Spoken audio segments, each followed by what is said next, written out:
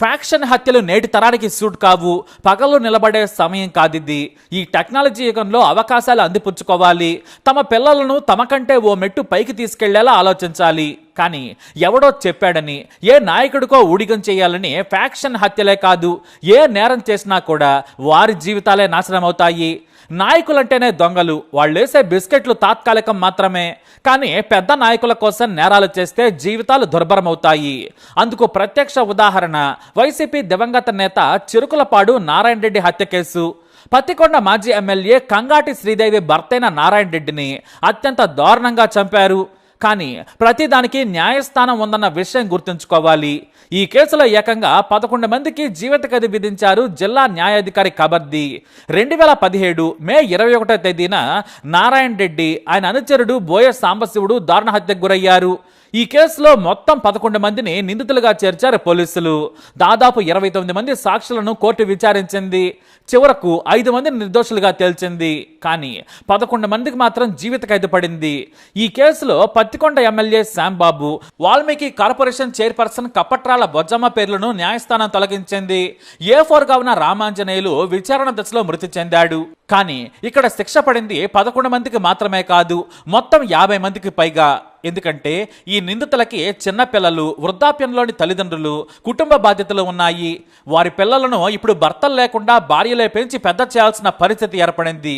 కోర్టులో ఈ తీర్పు రాగానే నిందితుల బంధువులు కోర్టు ఆవరణలో ఏడ్చిన తీరు నేరస్తులకు ఓ గుణపాఠం కావాలి.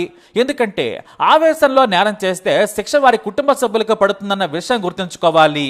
శిక్ష పడ్డ తర్వాత వారి కుటుంబ సభ్యుల ఏడుపులకు కోర్టు దద్దరిల్లింది. కానీ మరి వీళ్ళు ప్రాణాలతోనే ఉన్నారు కదా, మరి దారుణ హత్యకు గురైన వారు, వారి కుటుంబ సభ్యుల కన్నీళ్ల సంగతి ఏంటి? అందుకే హింస దేనికి సమాధానం కాదు. ఈ జంట హత్యల తీర్పులను చూసైనా సరే మారాలి. అసలు ఈ జంట హత్యలు ఎలా జరిగాయి, కోర్టు ఎలా వీరికి శిక్షలు వేసిందో చూద్దాం. సినిమాను మించిన ఈ హత్యల్లో ఒళ్ళు గగుర్లు పొడిచే వాస్తవాలున్నాయి. చిరుకు నారాయణ రెడ్డి పత్తికొండ నియోజకవర్గంలో వైసీపీకి ప్రధాన నాయకుడిగా ఎదుగుతున్నాడు. వైసీపీ అధినేత జగన్ దగ్గర మంచి పేరు కూడా ఉంది. జగన్ ఆశీస్సులతో పత్తికొండ ప్రాంతంలో పార్టీని ముందుకు తీసుకెళ్తున్నారు ఈయన. అయితే ఇక రాజకీయాల పరంగా నాటి టీడీపీ నాయకులకు నియోజకవర్గంలో ఇతనితో పడేది కాదు. అయితే అసలు పోరాటం ఇసుక దందా విషయంలో వచ్చింది. నాడు ప్రత్యర్థుల ఇసుక దందాకు వ్యతిరేకంగా నారాయణ రెడ్డి పోరాడారు. దీంతో అతనికి ప్రత్యర్థులకు మధ్య పచ్చగడ్డేస్తే బొగ్గుమైనంత తారాస్థాయికి చేరింది వ్యవహారం. అలా పత్తికొండ నియోజకవర్గంలో వైసీపీకి టీడీపీ మధ్య పోరు పెరిగింది. నారాయణ రెడ్డిని తట్టుకోలేక ఏకంగా నారాయణ రెడ్డిని చంపితే ఎదురుండదనుకున్నారు ప్రత్యర్థులు. అందుకోసం చాలా పక్కాగా స్కెచ్ చేశారు. 2017 మే 21న కర్నూలులోని తన ఇంటికి నారాయణ రెడ్డి తన అనుచరులతో కలిసి బయలుదేరాడు. అయితే వరుసగా వివాహ వేడుకలున్నాయి. తన అనుచరులు శ్రేయోభిలాషుల పెళ్లిళ్లు కావడంతో ఆయన వెళ్ళక తప్పలేదు. దీంతో ఆయన ఇంటి నుంచి బయలుదేరుతుండగానే ప్రత్యర్థులు ఆయనపై నిఘా పెట్టారు.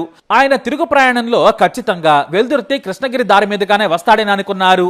నారాయణ రెడ్డి కారు వెంట మరో కారు కూడా ఉంది. ఆ కారులో అనుచరులున్నారు. మొదట నంద్యాలలో, ఆ తర్వాత వెల్దుర్తిలో పెళ్లిళ్లకు హాజరయ్యారు నారాయణ రెడ్డి. ఆ తర్వాత హనుమాన్ జయంతి వేడుకల కోసం తన స్వగ్రామమైన చిరుకులపాడు చేరుకున్నారు. అక్కడ ఆంజనేయ స్వామికి పూజలు చేశారు. కాసేపు గ్రామస్తులతో కబుర్లు చెప్పుకున్నారు. స్థానిక రాజకీయాల గురించి కూడా మాట్లాడారు. అక్కడే భోజనాలు కూడా చేశారు. ఆ తర్వాత అదే రోజు మరో పెళ్లికి కృష్ణగిరి మండలం రామకృష్ణాపురంలో హాజరు కావాలి. వాస్తవానికి ఆయన వేరే పని మీద కర్నూలు వెళ్లాల్సి ఉంది. కానీ దగ్గర వాళ్ళు కావడంతో వెళ్ళకపోతే బాధపడతారని అనుకున్నారు ఆయన. పైగా తన కోసం ఎదురు చూస్తున్నామని సన్నిహితులు ఫోన్ చేయటం మొదలు పెట్టారు. దీంతో 2 వాహనాలలో పెళ్లికి బయలుదేరారు. అంతే, ప్రత్యర్థులు ఊహించినట్లుగానే తమ వైపు వస్తున్నారని భావించారు. వెల్దుర్తి పెళ్లిలో అందరితో ఫోటోలు దిగిన ఆయన తనకు ముందు ముప్పుందని ఊహించలేదు. వెల్దుర్తి నుంచి కృష్ణగిరి మధ్య రోడ్డు పనులు జరుగుతున్నాయి. ఇక్కడే నిందితులు రోడ్డు పక్కన ఉన్న తమ పొలాల్లో పనులు చేస్తున్నట్లుగా ట్రాక్టర్లతో సిద్ధంగా ఉన్నారు. మరోవైపు కల్వట్టు మరమ్మతులు జరుగుతుండటంతో కారు చాలా నెమ్మదిగా వెళుతుంది. అంతే, 2 ట్రాక్టర్లతో వేగంగా రోడ్డు మీదకి వచ్చారు. నారాయణ రెడ్డి కారు డ్రైవర్ గమనించలేదు.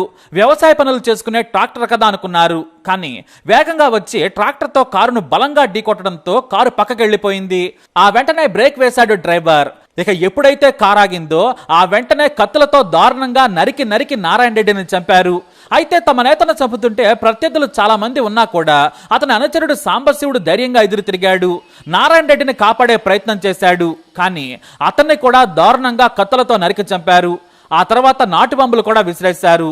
ఇక హంతకులు వెళ్లిపోయి మళ్లీ వెనక్కి వచ్చారు. నారాయణ రెడ్డి గాని బ్రతికుంటే తమను చంపుతాడని భయపడ్డారు, లేదంటే అంత కోపమో కానీ ఏకంగా ఆయన తల మీద రాయితో మోది అక్కడి నుంచి పారిపోయారు. ఈ హత్య ఏపీ వ్యాప్తంగా సంచలనం సృష్టించింది. వైసీపీ నాయకులు అధికార టీడీపీపై ఆరోపణలు చేశారు. పత్తికొండ వైసీపీ ఇన్ఛార్జిగా ఉన్న నారాయణ రెడ్డి అడ్డుగా ఉన్నారనే చంపేశారని ఆరోపణలు చేశారు. అయితే ఈ హత్యపై నాటి డోన్ డీఎస్పీ ఆధ్వర్యంలో ప్రత్యేక టీంను ఏర్పాటు చేశారు. మరో 2 బృందాలు కూడా ఈ కేసు విచారణలో పాల్గొన్నాయి. నిందితులను పట్టుకునేందుకు తీవ్రంగా కృషి చేశాయి. మొదట 12 మంది నిందితులను పోలీసులు అరెస్టు చేసి విచారణ చేశారు. అయితే చిరుకలపాడు గ్రామానికి చెందిన పెద్ద బేసన్న కొడుకు రామాంజనేయులు, కోతుల రామానాయుడులను వైసీపీ నేత నారాయణ రెడ్డి మనుషులు చంపుతామని బెదిరించడం వల్లే ప్రత్యర్థులు హత్య చేసినట్లు నాడు పోలీసు విచారణలో తేల్చారు. హత్యకు ఉపయోగించిన ట్రాక్టర్లు, వేట కొడవలను స్వాధీనం చేసుకుని మీడియా ముందు హంతకులను హాజరుపరిచారు. గొల్ల మోహన కృష్ణ ఇచ్చిన ఫిర్యాదు మేరకు కృష్ణగిరి పోలీస్ స్టేషన్లో కేసులు నమోదయ్యాయి. అయితే ఈ కేసులోని హంతకులంతా నాడు 30 ఏళ్ల లోపు వారే కావడం విశేషం. చాలా మందికి కొత్తగా పెళ్లిళ్ళయ్యాయి, చిన్నపిల్లలు కూడా ఉన్నారు, జీవితంలో అప్పుడే ఎదుగుతున్నారు.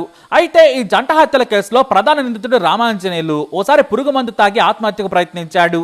అప్పటికే ఆయన ఇసుక, మద్యం అక్రమ రవాణా లాంటివి చేస్తున్నాడని ఆరోపణలు ఎదుర్కొంటున్నారు. అంతేకాదు బెదిరింపులు, గూండాయిజం కూడా చేస్తున్నాడని ఫిర్యాదులు కూడా అందాయి. అతని మీద వెల్దుర్తి, కృష్ణగిరి పోలీస్ స్టేషన్లో కేసులు కూడా నమోదయ్యాయి. ఇతనిపై పీడీ యాక్ట్ కూడా నమోదు చేశారు పోలీసులు. ఓవైపు విచారణ కూడా ఎదుర్కొంటూ ఉన్నాడు. కానీ ఈ కేసు విచారణ సాగుతుండగానే రామాంజనేయులు చనిపోయాడు.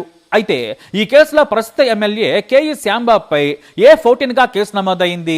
A15 కప్పట్రాల బొజ్జమ్మ పేర్లు చేర్చారు పోలీసులు. కానీ వీళ్ళు హైకోర్టుకు వెళ్లి తమ నిర్దోషత్వం నిరూపించుకున్నారు. దీంతో వారి పేర్లను హైకోర్టు ఆదేశాలతో కొట్టేశారు పోలీసులు. 4వ ముద్దాయి రామాంజనేయులు చనిపోయారు. కానీ మిగతా వారికి న్యాయస్థానం జీవిత ఖైదు విధించింది. నిందితులపై నేరం రుజువైంది. ప్రత్యక్ష సాక్ష్యాలు వారి పొలాలే కావటం, వారి ట్రాక్టర్లే కావడంతో నిందితులపై నేరం రుజువైంది. రామానాయుడు, రామకృష్ణ, బాలు, చిన్న ఎల్లప్ప, పెద్ద ఎల్లప్ప, వెంకట్రాముడు, శ్రీను, రామాంజనేయులు, పెద్ద బేసన్నలకు యావజ్జీవ కారాగార శిక్షతో పాటు ఒక్కొక్కరికి 1000 రూపాయల జరిమానా విధించింది న్యాయస్థానం. అయితే ఇదే కేసులో నిందితులుగా ఉన్న నారాయణ, పెద్దయ్య, కర్రగిడ్డి, గోపాల్, చిన్న వెంకటయ్యలపై నేరం రుజువు కాలేదు. దీంతో వీరిపై కేసును కొట్టేసింది న్యాయస్థానం. శిక్ష పడ్డ వారి బంధువులు కోర్టు ముందు హాహాకారాలు పెట్టారు. ఇందులో పెద్ద బేసన్న వయసు 75 ఏళ్లు, మిగతా వారంతా చిన్నవాళ్లే. యుక్త వయసులో ఉడుకు రక్తంతో హత్య చేశారు. ఎవరు చేయించారో ఏమో కానీ ఆవేశపడి హత్య చేసి జైలు పాలయ్యారు. వారికంటే వారి కుటుంబాలకు పెద్ద శిక్ష పడింది. వారి మీదే ఆధారపడ్డ భార్య, పిల్లలు, తల్లిదండ్రులకు దిక్కే లేకుండా పోయింది.